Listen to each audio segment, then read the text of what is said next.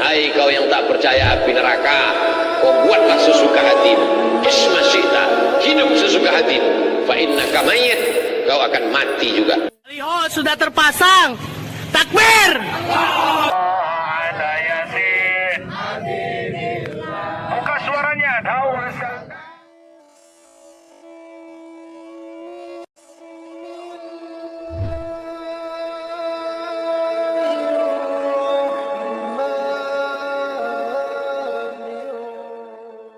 Yang lahat ditanya oleh Allah Ta'ala, hai orang yang mati, hai mayat-mayat, hai jenazah-jenazah, kalau ku kasih kau hidup lagi, mau hidup apa tidak?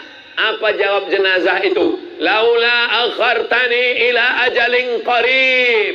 Ya Allah, kasihlah aku waktu hidup walaupun sekejap, sebentar, sedetik, semenit saja. Tambah umurku, tambah usiaku. Yang jadi masalah, umur ini tidak pula isi ulang. Sangkanya umur ini paket 2 giga. Umur ini bukan air galon, bisa habis ditambah. Kalau sudah mati, habis. Tak lagi ada masa tambahan. Idza jaa ajaluhum, kalau ajal sudah sampai, la yastakhiruna sa'atan, tak dapat ditunda walau sesaat, wala yastaqdimun, tak pula dapat dimajukan walau sesaat. Kalau sudah mati, mati. Mati jangan dicari. Karena kalau dia sudah datang, tunggu aja lah. Batuk, mati. Ini banyak kadang orang ini takut. Saya ini kalau mengurut perhitungan manusia, sudah lama mati. Ada dokter di Batam itu, tidak dibisikkannya ke saya langsung, dibisikkannya ke tim saya. Apa kata dia? Kalau Ustadz Somad itu made in Jepang, udah lama mati gitu. Untung ciptaan Allah Subhanahu wa Ta'ala. Tapi kita tetap ada usaha dan ikhtiar. Sebelum sampai kemari tadi, tetap ditembak tangan ini berapa Celcius, 36, jalan. Tetap pakai masker, tetap hand sanitizer. Kita ikut protokol kesehatan, itu usaha, itu ikhtiar. Kalau sampai kita meyakini mati karena COVID, berarti bertambah rukun iman kita jadi 7. Beriman kepada Allah, malaikat, kitab, hari kiamat, COVID. Ini kotak-kotak ini adalah kotak resmi untuk sedekah, wakaf, pembangunan masjid dan ruang-ruang kelas sekolah tahfiz. Coba satu kotak naik ke atas, karena ikan-ikan besar di atas. Ikan paus, ikan hiu, lumba-lumba. Kalau di bawah nih ikan-ikan pantau sama teri aja nampak. Tapi 2-3 ton lumayan juga. Bapak Ibu yang dimuliakan Allah Subhanahu wa Ta'ala, jangan ragu, jangan takut. Kalau engkau punya dompet, di dompetmu ada 1 juta, kau masukkan 100.000 ke kotak, kau bawa balik pulang 900.000, sampai di rumah malaikat maut datang, mati. Maka yang kau bawa mati, yang 100.000, yang 900.000 itu tinggal. Saya ulang sekali lagi. Kalau di dompetmu ada 1 juta, kau masukkan ke kotak itu 100.000, yang 900 tinggal di dompet. Kau pulang ke rumah, takdir tak dapat ditolak, untung tak dapat diraih, malang tak dapat ditolak, mati. Maka yang 100.000 itulah yang kau bawa mati. Adapun yang 900, maka tinggallah dia. Mereka lah, aku udah ceramahnya, aku minta juga lagi. Saya mengasih 100 sak semen. Maksud saya ngasih tahu 100 sak semen itu bukan supaya jamaah tepuk tangan. Kalian kasihlah 200. Bapak Ibu yang dimuliakan Allah Subhanahu wa Ta'ala, teringatnya saya di Pambang ini 1 sak berapa? 65.000. 68? Oh mahal. 68.000 kali 100 sak, 6 juta 800.000. Nanti ku transfer. Berat sebenarnya. Tapi kalau udah tercakapkan awak. Bapak Ibu yang dimuliakan Allah. Ingat, 6.800.000. Hah? Mancing ya. Apa? Letaknya. Terus ya. Oh, merah. Nampak, mantap. Mainkan Bu ya. Bapak Ibu yang dimuliakan Allah Subhanahu wa taala, yang sanggup ngasih tanah 2 hektar, mantap. Kuburnya di akhirat, di padang mahsyar, kuburnya sejauh mata memandang. Tenang di alam barzahnya. 2 hektar. Bayangkan kalau punya rumah luasnya 2 hektar. Oh, buka jendela 2 hektar. Bapak Ibu pikir ruang kubur tuh sejauh mata cemana kita dalam liang kubur. Ini saya mau kasih tahu anak-anak, kalau memasukkan orang tua ke liang lahat, wajahnya hadapkan ke dinding kubur, buka kain penutup wajah, hidungnya mencium dinding kubur. Anak-anak, waktu masuk oma ayah kalian ke liang lahat, yang paling afdal memasukkannya adalah kalian hadapkan wajahnya ke kiblat, hidungnya buka penutup kain wajahnya, tempelkan hidungnya ke dinding liang lahat. Ini dinding liang lahat, ini hidung, inilah mata. Jadi mata orang di dalam liang kubur itu cuma segini jarak pandangnya. Itulah makanya doanya, lapangkan kuburnya sejauh mata memandang. Kenapa? Karena di dalam liang kubur dia hanya memandang. Setelah itu pulanglah orang ke rumah. Yatsba'ul mayyita salasun.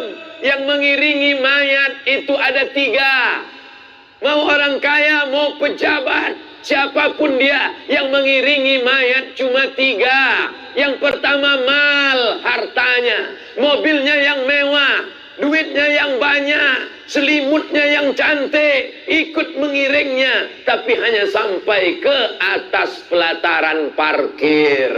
Habis itu mobil pulang ke rumah. Yang kedua ahluhu, anak cucu menantu sahabat, handai tolan, kawan sekolah, orang sekampung, ikut mengiring sampai ke pemakaman. Setelah itu mereka pun yarji'usnani, yang 2 balik ke rumah, kawan balik, anak bini balik, mobil cantik balik, wa yabqa wahidun, yang tinggal cuma 1.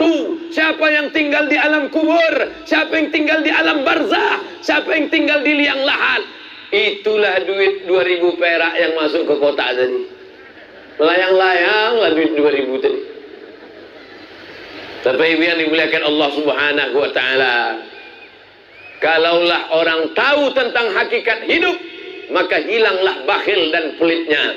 Kalau orang tahu tentang hakikat duit, maka hilanglah takut dan cemasnya. Kalau orang tahu tentang hakikat bagaimana kita mati, maka meneteslah air matanya.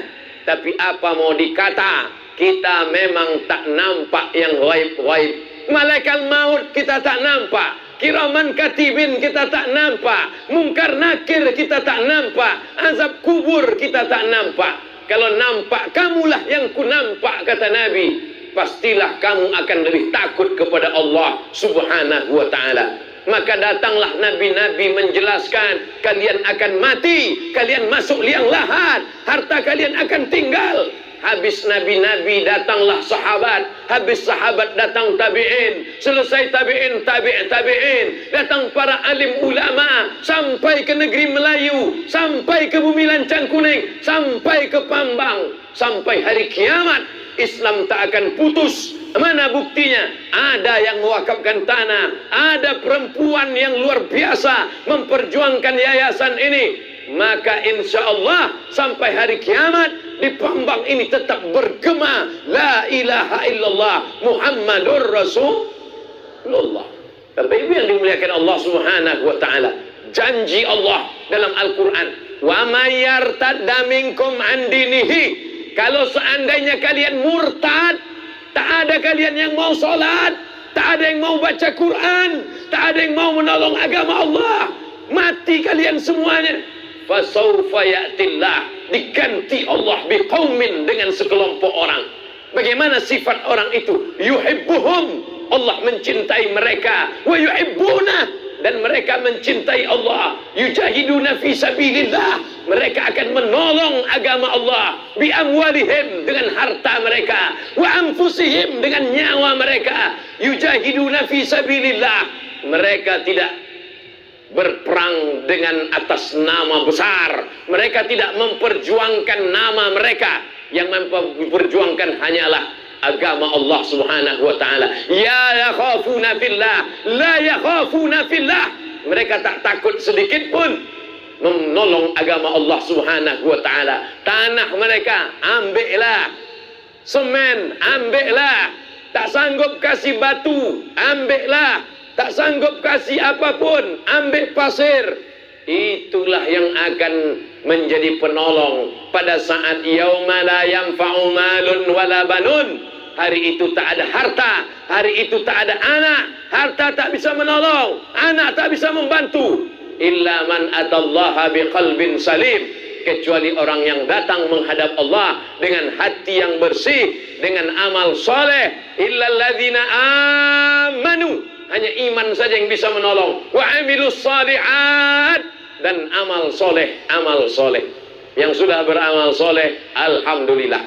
Yang ragu-ragu, sudah kugas habis, mikrofonnya pun mantap pula.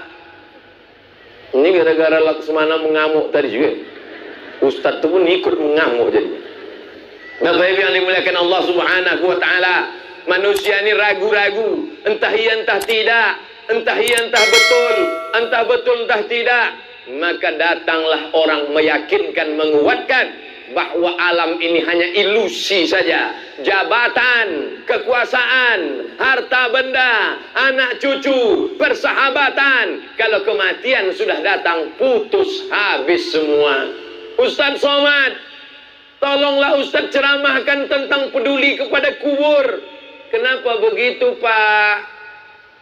Ini di Masjid An-Nur nih, Masjid An-Nur Pekanbaru. Di depan tempat jual lontong, saya makan di situ. Dulu selalu saya makan situ. Sekarang tak bisa lagi. Asal makan, datang orang minta foto. Ustaz Samad, ya Pak, tolong ceramahkan tentang mengurus kubur. Kenapa begitu Pak? Aku baru ziarah ke makam abangku tadi Pak Ustaz. Terus lalangnya setinggi toga Ustaz. Mana bininya yang katanya buah hati belayan jiwa? Oh my sweet, kenapa kau biarkan makam di suamimu setinggi lalang toga? Padahal dulu waktu mereka memakamkannya, mereka masukkan dia ke liang lahat. Waktu mereka mau menimbunnya, engkau kan yang menangis di pintu kubur tuh. Dan sudah mati, tak ada kau tengok lalangnya. Makanya saya kalau ikut acara pemakaman, datang perempuan-perempuan menangis. Kebetulan yang meninggal itu laki-laki. Datang istrinya menangis, mau masuk ke dalam. Orang yang lain menahan. Jangan Bu, jangan. Saya diam aja. Saya mau nengok, betul tak dia mau masuk nih. Masuk. Tak ada masuk, sandiwara aja tuh guys.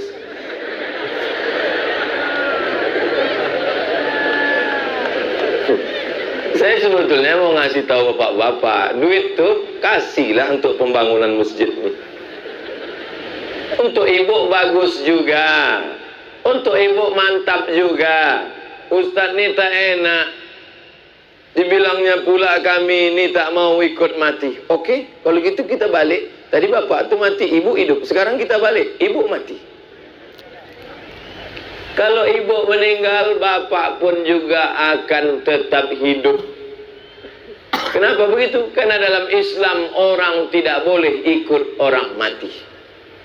Yang boleh itu ikut orang hidup.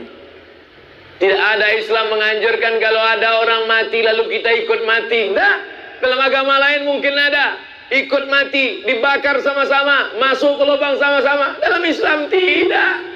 Kita akan mati sendiri-sendiri. Walaqad ji'tumuna furada. Kau akan datang menghadap Allah furada, sendirian. Kama khalaqnakum awwala marrah. Sebagaimana dulu kuciptakan kau sendirian, kau pun akan mati sendirian. Kau akan menghadap aku sendirian. Apalah yang menemani kita kalau mati? nih tanah 2 hektar, tuh wakaf gazebo, tuh wakaf pondok tahfiz Quran. Yang sanggup mengasih Quran 30 juz, sampaikan ke Yayasan Wakaf Pambang Madani.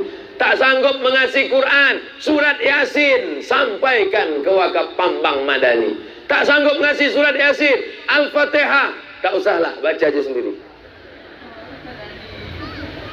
Tak sanggup ngasih tanah 2 hektar, sanggup ngasih batu bata, antarkan batu bata 1 truk untuk Yayasan Wakaf Pambang Madani. Tak sanggup ngasih batu bata, lebih kecil dari batu bata, batu kerikil kasihkan. Kerikil pun tak sanggup, yang paling kecil lagi pasir kasihkan. Pasir pun tak juga sanggup, mati aja lah. Apa lagi yang akan kita bawa menghadap Allah Subhanahu wa Ta'ala? Jabatan paling lama 2 periode, itu pun kalau tak datang KPK. Yang saya cakapkan ini betul apa fitnah? Jadi bisa terlewatkan. Baliho sudah terpasang. Takbir! Ada Yasin. Buka suaranya, daun. Jangan lupa subscribe dan jangan lupa nyalakan notifikasinya.